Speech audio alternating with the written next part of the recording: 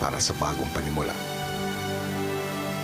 Ipagdasal natin ang kaligtasan ng lahat, lalo-lalo ng mga mahal natin sa buhay.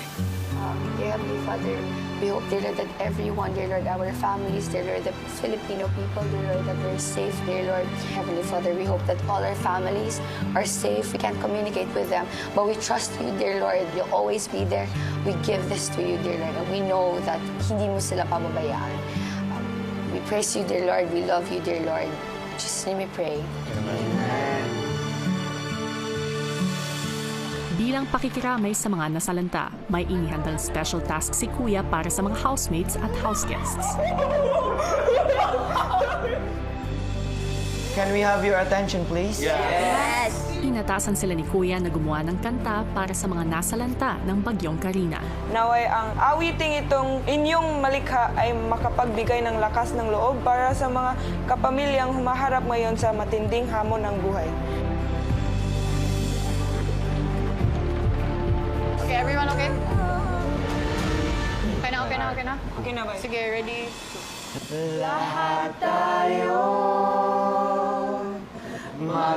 magkaisa sa panahong ito.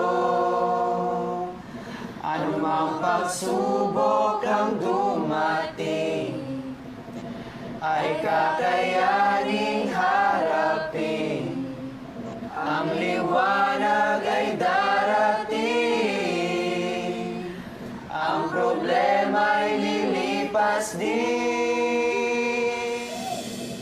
Ano mang mangyari, ating kakayanin.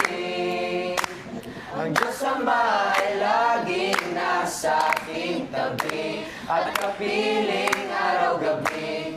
Kung sa may problema, grabe man o dili, usa-usa ayaw talik di perminti, o salig lang tabay. Tulungan, magkaisa, magbibigayan isa't isa. Kalamidad man dumating, Kayang-kaya harapin, kumapit lang at magdasal, bibiyaan na may kapal. tayong mga Pilipino, Tayong mga Pilipino, Di madaling sumuko. di madaling sumuko.